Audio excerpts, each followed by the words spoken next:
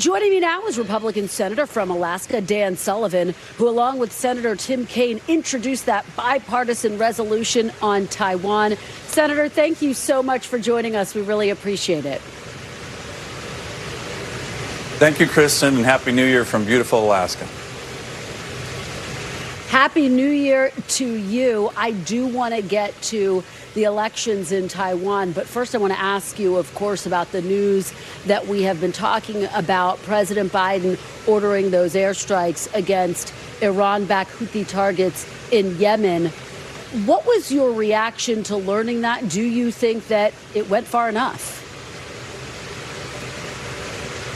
No, I don't think it went far enough. I've been encouraging the Biden administration for weeks to take much more aggressive actions. So I supported the strikes, but they were long overdue. But, you know, the previous segment you just had on really gets to the heart of the matter, and that's the broader appeasement strategies that the Biden administration has undertaken with regard to Iran.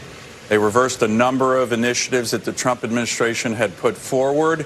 And I've actually talked to the president and Jake Sullivan directly about, hey, reestablishing deterrence with regard to Iran, and in particular reimposing things like sanctions against their oil and gas sector, sanctions against their ballistic missile sector.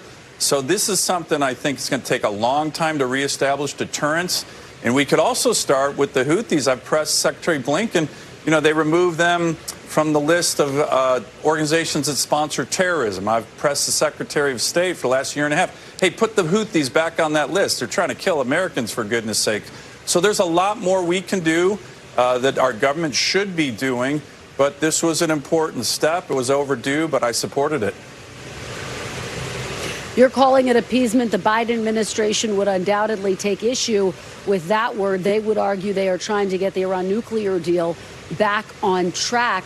You are calling for tougher measures, though, and I wonder if you can be specific. What would those measures look like? For example, your colleague, Senator Lindsey Graham, is arguing that the U.S. should make strikes against the IRCG inside Iran. Is that something that you would support? Is that the type of tougher action that you're calling for?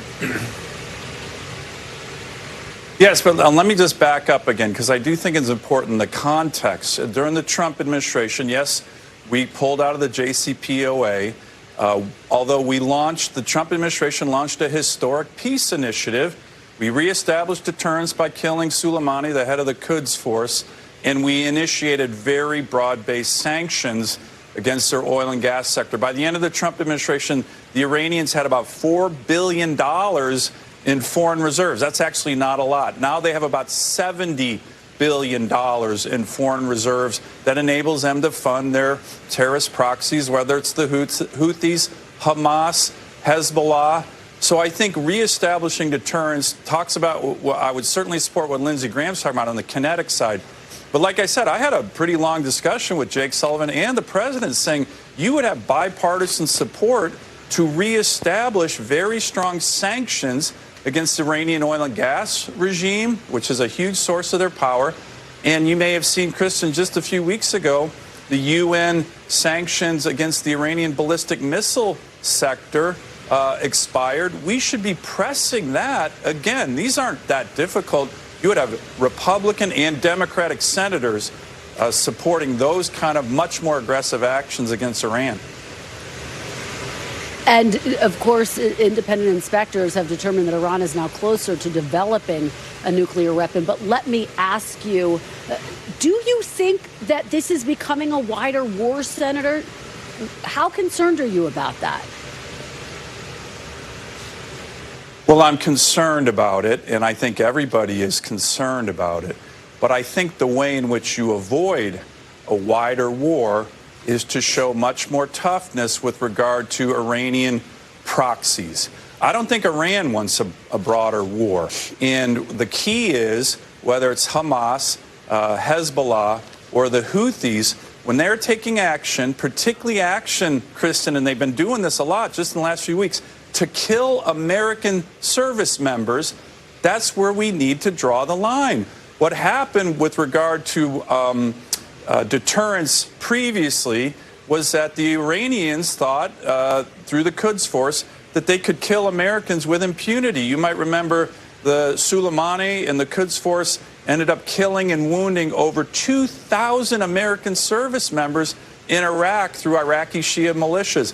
That had to stop, and that's why I strongly supported and encouraged President Trump to kill the leader of the Quds Force, Soleimani. We certainly reestablished deterrence back then, and what I worry is that deterrence has now unraveled. It's difficult to reestablish deterrence, but if the president took much stronger actions against the Iranians, kinetic and non-kinetic like sanctions, he would get support from both Democrat and Republican senators. I'm sure of that.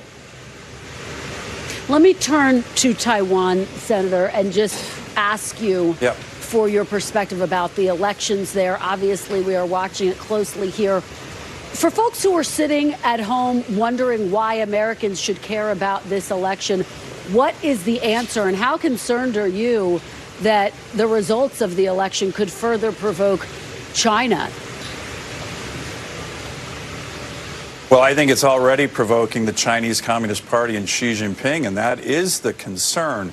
So the elections, as you mentioned, Kristen, are actually tomorrow. That will be the 8th presidential election that the Taiwanese have had. So very important. The inauguration of whoever the new president is isn't until May. So we are likely going to see a very volatile and possibly even dangerous period in the Taiwan Strait. So what we need to be doing, and I think it's starting to happen, is our government needs to show strong support and resolve for Taiwanese democracy, and we need to enhance deterrence in the Taiwan Strait. You mentioned the resolution that we passed in the Senate yesterday. We had 50 co-sponsors on that resolution, Democrats and Republicans, liberals and conservatives, and then it passed unanimously in the Senate yesterday. That's good news. That's the United States Senate showing not only the people of Taiwan, but the Chinese Communist Party and Xi Jinping, we support Taiwan democracy. And I think that's enormously important for our own national security interests, but to help the courageous people of Taiwan. Senator, let me ask you about the race for the White House. Obviously, I am here in Iowa, where former President Trump, according to the polls, has a very strong lead. We'll have to wait and see what happens on Monday. An increasing number of your colleagues are now endorsing the former president, including Senator Barrasso. Do you plan to endorse Mr. Trump? Well, what I've said is I plan to endorse the Republican nominee, and I think President Trump is looking quite strong in that regard. And look, I think one of the most important things we can be doing right now is just comparing the policies of the Trump administration with the Biden administration. You know, Kristen, we've been talking about a very dangerous world. Think about what's happened under the Biden administration: an invasion of Ukraine, a horrible, atrocious invasion of Israel, certainly supported by the Iranian terrorist regime, huge tensions in the Taiwan Strait, as we just talked about. And I think a lot of that has been, driven by the Biden administration's weakness. The president is cutting our military every year. This year's Department of Defense budget shrinks the Army, shrinks the Navy, shrinks the Marine Corps. In terms of energy policies, we've unilaterally surrendered that strength. Senator, let me just stop you there, because Republicans are calling for budget cuts that would presumably impact defense spending and the military as well. Would it not? Well, I'll tell you this. The second term of the Obama administration cut defense spending by almost 25%. It was actually one of the big reasons I ran for the U.S. Senate as a Marine Corps officer myself. And during the Trump administration, Senator, with the Republican Senate, we significantly, this is an important point, Kristen, we significantly increased defense spending and readiness. And I think that is such an important issue right now. By the way, a lot of Democrats support that. President Biden has put forward 3 years in a row, his budget cuts defense spending while significantly increasing all the other federal agencies. This is a huge policy issue where there's disagreement. I think President Trump and other Republicans have strong disagreement with President Biden on this. Senator, but at the same time, just in terms of what's happening right now, you have Republicans, particularly in the House, who are calling for budget cuts that would inevitably impact defense spending. But let me ask you about former President Trump. Of course, when you talk about his foreign policy, he has called for pulling back from NATO. But I want to ask you about some of the headlines this week. He was before a D.C. appeals court. His lawyers argued that a president would be immune from prosecution even if he ordered the assassination of a political rival by SEAL Team 6 unless he was impeached and convicted by the Senate. You, of course, voted to acquit former President Trump twice. Do you agree with this interpretation of presidential immunity? Is he above the law?